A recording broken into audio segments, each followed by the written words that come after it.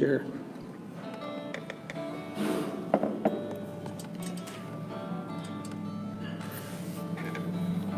We have Melissa Beasley with us this morning from the New Mexico Route 66 Association, and Professor Nick Gerlich from the old Texas. Yeah, Route old 66. Texas. Route 66.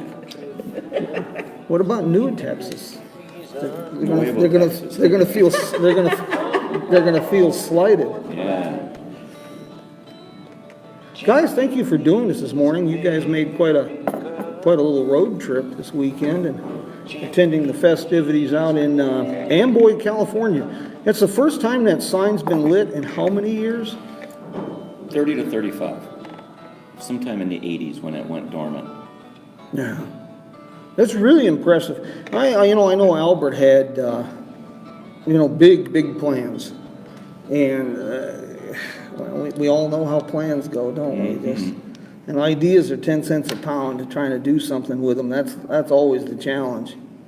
What did you think? The turnout pretty fair? Or? The turnout was good. I was pleasantly surprised. I would rank it up there in the area of several hundred, maybe 300, 400. Probably somewhere between 15 and 20 airplanes flew in for the event, and the rest of us all drove.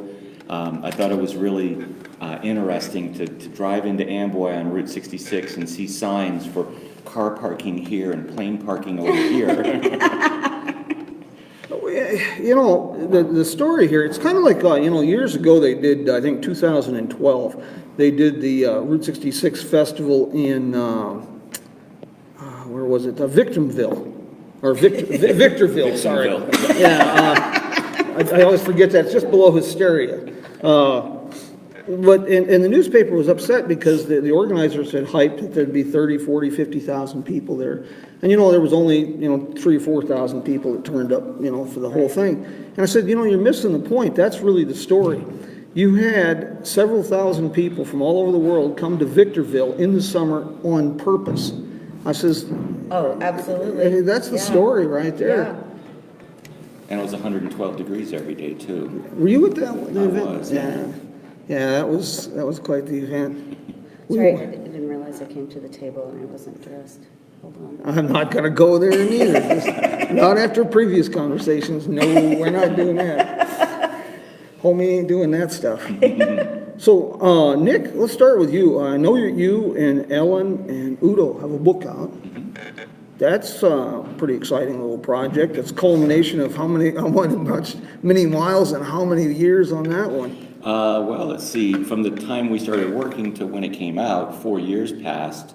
Of course, a lot of that is production time, where they're doing typesetting and before that, editing and so forth and so on. But in terms of the actual hard work, I would say 2.5 years. And then the rest was, just perfunctory, actually getting it on paper and getting it out. But we had a great time doing that. And Ellen and I are really thrilled that the book has been doing very, very well.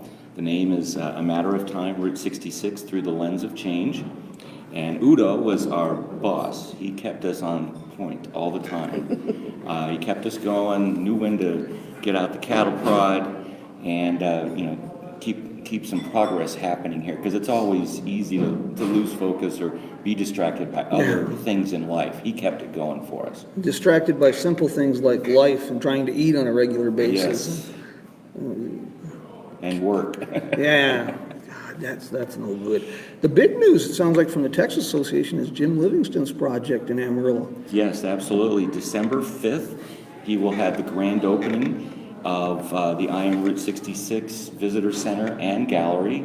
He and his business partner, Penny Clark, are doing an amazing thing in Amarillo on 6th, and it's also in a very historic building. Jim has come to find out a lot of backstory on this building. It started out as a very small music college hosted by Mr. and Mrs. Myers. And so they sold pianos and taught lessons and things like that. But during World War II, that family wound up realizing, hey, they could make a lot of money raising and selling chickens to the Army. And so they did that. Lo and behold, the war ended, of course, but so they decided they're going to turn their little music college into a chicken restaurant. And so they opened up Myers Chicken, which ultimately became Myers Drumstick. And Myers did very, very well in Amarillo for a number of years. They wound up with a second location on Georgia, plus one in Borger. And the thing that all the old-timers there remember is that up around the top of the walls, right where the roof angle met the vertical walls, they had electric trains running. And so you could sit there and watch the train go round and round. You know, I have found that has been a common theme for a lot of places. The visitor center in Kingman was doing that, had the trains going, but there was a place in Kingman for a long time called Round Table Pizza, and they had the trains running around the top, and I'm trying to remember where it was at. There was a place in Missouri that had I believe it was in Springfield at one time, that had used the model railroads. Still a popular item. So big shout out to Jim and Penny on this. They're going to do a great job. He's got about 2,000 square feet of building, and the vast majority of that is going to be available for gallery space and visitor center. It will feature obviously a lot of Jim's amazing work, but he also will have like an artist of the month that will be featured for 1 month at a time. So somebody different each month from the Route 66 community and also outside of it. You know, this is really, really good stuff. And his I Am 66 project is pretty impressive. But what you just touched on, showing the work of different artists, we need, and we've needed this for years, since its inception, we need to portray Route 66, as Michael Wallace said, that it's a linear community. And from that perspective, then Amarillo and Kingman are just merely quirky neighborhoods in the community. And a show of unity yesterday was pretty impressive out there in Amboy. Nikki Seegers from the Arizona Historic Route 66 Association of Arizona, U2, and Scott Piotrowski from the California Historic Route 66 Association. It's pretty impressive when you have people traveling from far away as Texas as a show of support for something like this. That's a huge show of support and unity in the community. That's pretty damned impressive. Well, it was a great time. I'm definitely glad that I came along also and to be there with the other states. And there were so many different interest areas represented there. You had people with airplanes. They just like to go have fun in their airplane. You had Route 66 community. There were also a lot of people from the sign community, Signs United, and I know a couple from the Sign Geeks group were there. And so it was possible to have the commingling of multiple interest areas depending on what everybody was into. Well, that's another thing. As we get close to the centennial, it's really easy to get myopic and just see Route 66. But we need to change that perspective a bit and broaden that. And we're doing that with the electric vehicle situation, charging stations. The sign geeks, they're not so much interested in Route 66 as they are the signs, but they end up on Route 66. The aviation history on Route 66 is just extraordinary.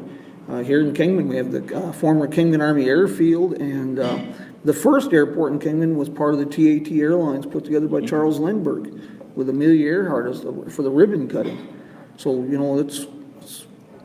we need to change the focus. World Monument Fund, you can write them and yell at them if you want, but their words at the conference in Anaheim that we need to attract a different demographic than just old fat white people to Route 66. And unfortunately, I think I qualify for all of these. So, Miss Melissa. Well, we are getting a larger demographic. Do you recall last night when Albert's son was talking about, I know you're kind of good with numbers, do you remember the stats? He was very surprised at the replies they were getting, or the feedback they were getting on social media. He dissected the stats on their Instagram followers for the visit.amboy account and found out that a surprisingly large number, I want to say pushing 40%, was aged 25 to 35. Oh, that's very interesting. Yeah. That's very encouraging. Marian Pavel, of course, spoke at the Miles of Possibility conference and spoke on some of these numbers that he's getting through his navigation app. And And there were some surprising numbers that he was getting out of this too, that 45%, he was surprised that people that were purchasing and using his app were Americans, which at first that can seem a little small because that means over half of the people out here running around are internationals. But I really thought that American interest in the road was actually smaller than that. But that's another indication that things are changing and doing. Mm-hmm. So, Miss Melissa, what are we doing in New Mexico besides stirring up things? Well, we like to keep things fresh happening. We had our elections. Gosh, I guess it was a week ago. Wow, time flies. Yes, had our board of directors meeting, and they've roped me in for another 3-year term as president. Good. And we have also created a second vice president spot. Our standing vice president for the past, well, gosh, I can't say 30 years, but he's been a part of the association for 30 years. Tom Wallace of 66 Diner. He's always been our vice president, but he's more of a behind-the-scenes guy. So we brought on Sue Montgomery, who has helped me over the past 3 years behind the scenes, and gave her a vice presidential role as well. So she's more out in the public eye, and she's helping with events, helps with our annual motor tour, and she's also head of our membership department. So, she had cold feet for a minute, wanted to know what she'd do, and I assured her she'd be doing the same responsibilities as she had before. She just gets a little more rank and power, I guess. And more abuse? Abuse. Well, I didn't want to tell her that. Yeah, she'll just figure that out along the way. Well, the pinata experience. That's the thing. Yeah, and we actually voted on a new member of the board of directors, Johnny Plath, who is the president of the New Mexico Neon Sign Association. Oh. So he's very excited to be on the board of directors, and we're happy to have him. Speaking of neon signs, you don't have to say anything if you don't feel comfortable, but I know there's been a lot of controversy with neon signage in New Mexico, and I don't know if you want to comment on that, or you want to wait, or just let them just continue to speculate. Know in society in general, it's easy. Well, number one, people do not like change. None of us like change to a certain degree, some more than others. And unfortunately, throughout New Mexico, as well as other towns, they call it progress, I guess. But things change, and sometimes we're going to lose historic buildings. I know just in Albuquerque alone, we have a historic ordinance in Albuquerque, but it still does not protect property, nor does it protect our neon signs, unfortunately. So, we had a little disturbance, I guess, if you will, disagreements of people who they were very hurt. I love the neon signs myself. All my life, I have enjoyed neon signs and historic buildings and so forth. But they can't always stay. And we were actually delighted to have one of the Garcia family show up at our meeting on Saturday. Oh, very good. Yes, from, I guess they're Glorieta Garcia on Facebook, and Glorieta Station on Instagram, is that correct? Mm-hmm. Yes, Carlos Garcia came in. We introduced him to our other board of directors and members who show up at our meetings, and it was great. He got to talk about his family history. His family has a very deep history within Albuquerque, and they have a very big passion for neon and tractors too. They collect tractors. Yes, Lamborghini tractors. Yes, but anyway, it was wonderful. He came in, spoke about his childhood growing up, seeing all these signs, going to these places, and his family's desire to have these in museums so that people can enjoy them, and we're hopefully shooting for next summer, opening on that. But yeah, it went very well, and we have a tour lined up for our board of directors and our members. Well, a lot of these signs, what people don't understand is, I like to see the signs, rusty and along the road. But once the building's gone, chances are the property's gonna be developed and that sign's coming down. Yes. And you got two options at that point: scrapyard, or somebody picks the sign up and restores it, creates a museum, creates something. And if they do it right with the context, one of the things we've done in Kingman, it's the desert drug sign from 1930s that we managed to resurrect and restore. The building's gone.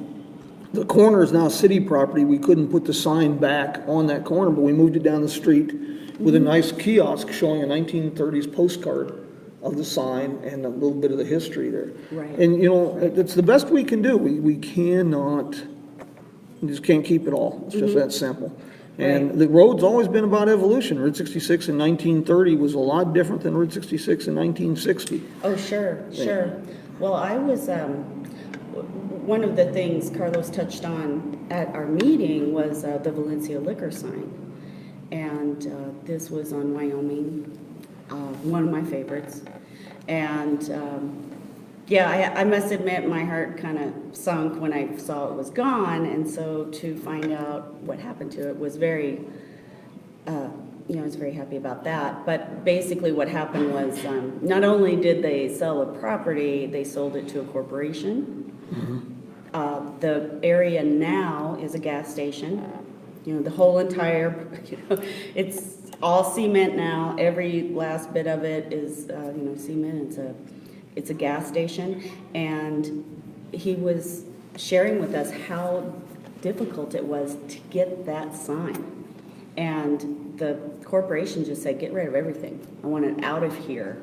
And he was trying to jump through all the hoops and the red tape and to get a hold of the corporate office to say, hey, we would like to buy this sign from you, and was getting nowhere. They were just ignoring him. And luckily, through his ties growing up in Albuquerque, he was able to get that sign before it went to the dump or wherever. So we're really glad that we have that. See, things are not always what they appear. The impression was that we had some wild multimillionaire hoarder that was gathering up everything from the roadside for his own, personal. And things are not always what they seem. Yeah, I think what happened for them too is that they started collecting, and not just from here. I mean, they would find some from all over the country, but the businesses throughout New Mexico found out, and many of them were actually contacting him, saying, hey, we want to get rid of this, we want to sell it, or they want to give it, even Friday, you want to discuss that? So we have a restaurant in Albuquerque called Monroes, been there for years. Carlos went there as a child. His mother took him and his brother Ed there. They grew up there, and we found out that they're moving to another location. Actually, they're moving to Old 66 on 4th Avenue, just a little bit north of Central on the old route, and 4th and Mountain, and they can't take the sign with them. And I know we already have a neon sign ordinance per se in Albuquerque, but they were not allowed to move it because the intersection is too small. The area is way too small. And then we learned that the sign's too heavy to put on top of the building. If they wanted to mount it to the top of the building, then they would have to completely redesign the structure of the building. You want to add to that? Sure. So, because I loved how you explained the other day to someone about his Mr. Diaz. Yeah, Senor Diaz told us the rest of the story, that his sign, the beloved sign with the heart and the arrow going through it, will be in Glorieta Station, the sign museum in Albuquerque. And to watch him say it, you could see that he was beaming with pride. It wasn't, oh, woe is me, you know, we're losing something. He was proud that his sign is going to be kept forever in a museum. And he said Carlos is going to restore it and it's going to hang inside. He was happy about that. And as the business owner, I mean, the ultimate authority is with him. Exactly. We have, you know, this is all, it's unfortunate, people, you know, and we're all guilty, I guess. We jump to conclusions and things, and some people are just going to cry if you hang them with a new rope. That's just all there is to it. You're just never going to make them happy. We've got a situation, you know, we've had a few complaints. The Packard sign down here in the Old Trails garage is kind of a point of contention with some purists. We have very scant, almost nothing more than just vague memories of older folks that the sign was ever even associated with the Old Trails garage. That's where we found it. It was buried in there, but we have photographic evidence. It was on 2 other buildings. One of those buildings is gone, and the other one, it's something else entirely, and it wouldn't work. So let's put it on Route 66. Let's put the thing together. Let's get that thing shining. Well, you know, we even had complaints about the Roy's sign being relit. Yeah. People upset. It's going to interrupt their sky photography. It's like, oh my gosh, you can never please everyone. No, you can't. I mean, that's what I like to say. You just, you know, some of these folks are just going to they're just going to cry, period. It's just, we just do the best we can, and most people will come around. You know, they're going to get on board. They're not going to fuss about it. You know, we were talking about partnerships, and one of the great partnerships here at this table is your News from Our Neighbors section in your magazine, the journal for the association. You know, something that you just don't have to do at all, because it really doesn't have anything to do with New Mexico. Showing something Nick writes about Texas, I write about Arizona. But that's another show of partnerships and help building the sense of community. And, you know, I want to say thank you, because that's really an innovative idea. And I hope others will pick up on doing similar things. Well, for me, it just kind of seemed natural. Neither one of you, state-wise, has a magazine. And yeah, I love a sense of community. I want to be working together with everyone, and people are loving the News from Our Neighbors sections. So we've got a lot of great feedback from it. As you can see with Nikki at the helm of the state association here in Arizona, that association for many years has been just one step away from stagnant. And you can see that she's starting to breathe some life into that thing. Definitely. And I've talked to her a couple times about working with me on this News from Our Neighbors section. But I sent her a note this morning thanking her for going out to Amboy, I mean, on purpose. That show of support, that's good. That's what we need, that show of unity. And she's got a couple other things that she's been pulling off. New board members coming in. Mike Ward is now a board member with the Arizona Association. Yeah. And, you know, a little new blood and new thinking, and we'll see where that takes off. Yeah, we were really glad she showed up. We weren't sure if she would, and she was so excited. Said, "Yep, I'm going to be there." So who is going to Czechoslovakia next year? If I get the funding, I'm going to go again. Yeah. If I get the funding, I'm going to go. Well, we need to send you. I mean, you just kind of came into that role of you're our representative. This event, you know, we one of the big things we got out of this was some great meetings with Marian Pavel, the developer of the Route 66 Passport. For everybody. Here it is. Route 66 navigation app and the Route 66 Passport. That came out of those meetings there, and it was pretty productive. Very, very unique event. So nobody else is going, huh? So I would love to go, but I gotta see. I'm taking my kids to Europe next year. We'll see where the rail takes us. I know I talked to Reese Martin, and the state of Oklahoma is really getting aggressive with tourism in general, but Route 66 tourism specifically. And the Lieutenant Governor Reese Martin, we're talking pretty strongly about having representation there in the form of Reese, which I can't think of a much better representative to go over. But It's pretty good. So we've got most of the associations are starting to pick up steam right now. Some of the states, is New Mexico or Texas working on any projects related to the centennial as of yet, or Not yet. no? Yeah, not yet. The only, Oklahoma, Missouri's a question mark, but Oklahoma now and Illinois are moving towards the centennial.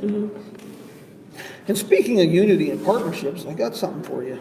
Scott asked me to hand these out from the Kingman Route 66 Association. And it's a little early for Christmas or Hanukkah. It's never too early. Whichever celebration we're doing, but All right. from Thank you much. for the New Mexico Route 66 Association. Thank you. From the Kingman Route 66 Association. Thank you. You know, Scott's Association, the Kingman Association, started in '94. And they're one of the groups that they fly totally under the radar, but have done a lot. If you drive up to the American Legion building, before you leave, I can show you where it's at. Now, this is a neat little building. It's off a little side street here, and it did look like mashed potatoes on a white paper plate with no gravy or butter, just totally bland. And Scott's Association, they did some nice patriotic murals. The building is really fascinating. It's actually two buildings from the Kingman Army Airfield that were moved in. The Officers Club and the Base Theater. And when you go inside, there's the Officers Club just as it was in the pictures, and the theater is still intact. And Elmer Graves, the fellow who owns the Old Trails Garage, he helped move those buildings in from the airfield in the 40s. There's some great pictures of the American Legion because it's a two-story building. They had some poor SOB sitting on top with a 2x4, and then coming down Route 66, he's pushing power lines out of the things that we just wouldn't get away with today. But Scott's Association has done a lot of the public art around here, the water tank murals, working with the city seal murals down there. Just gave $500 to a charity for the Thanksgiving organization. He works with a lot of the local card clubs to organize nice dinner receptions for groups like Dries Bessel's Dutch Route 66 Association. Hosted a Mr. D's catered dinner down at Dutton Motor Showroom and rolls out the red carpet, kind of the welcome wagon really for Kingman. It's kind of neat. Anything else you guys want to share or invite people to? I do. Oh, great. Wait, I gotta hit the button here.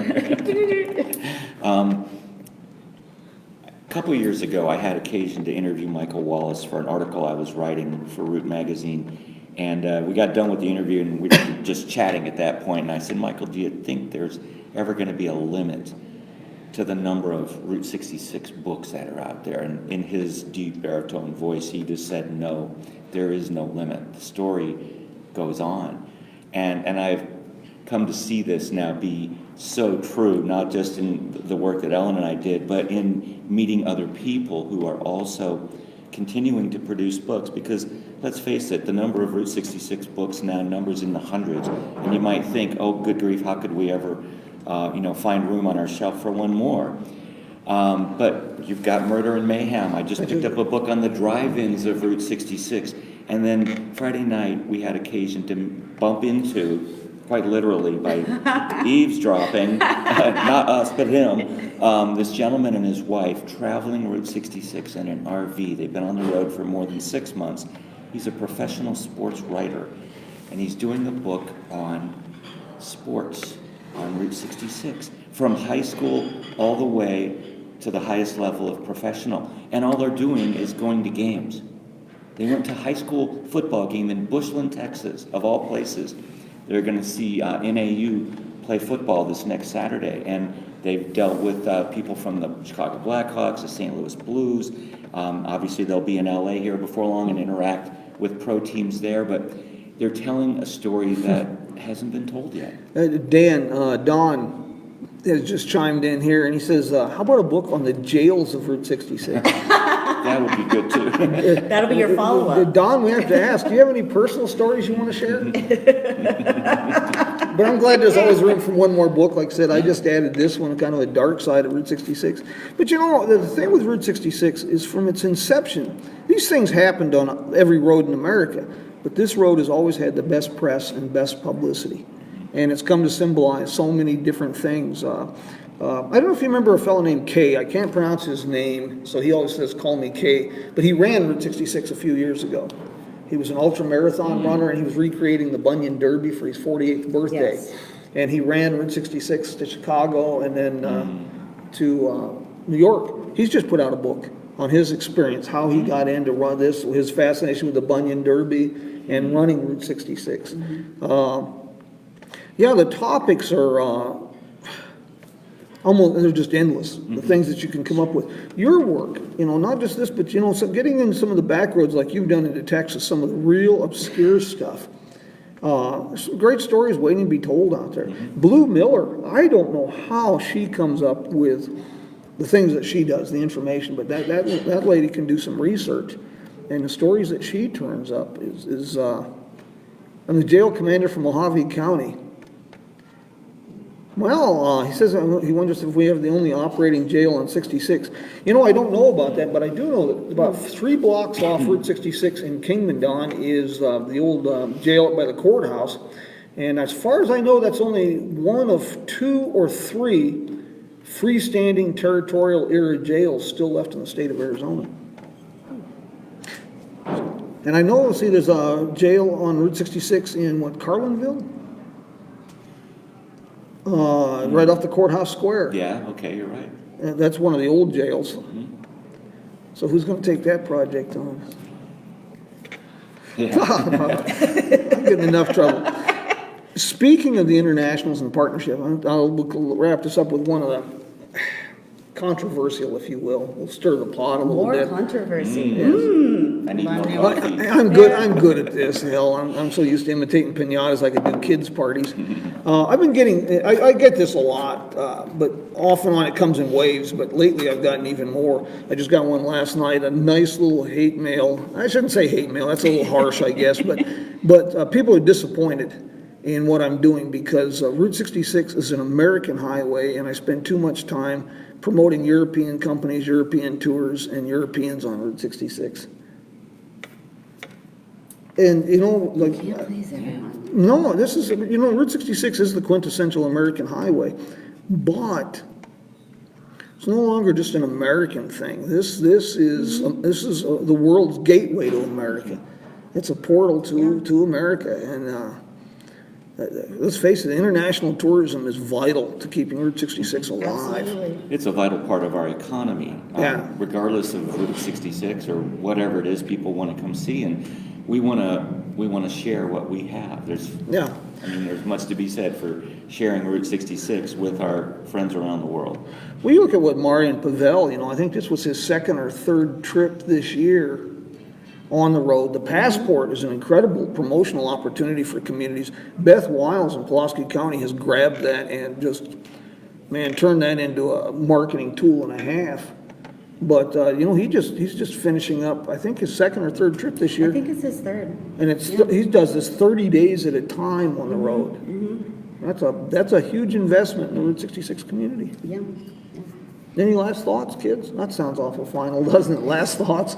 Well, I just want to remind people that membership renewals are coming up, first of the year, and especially for us, all of our members receive our beautiful quarterly magazine 4 times a year, and our next issue, that's the big talk also, our cover story will be the Glorieta Station neon sign museum.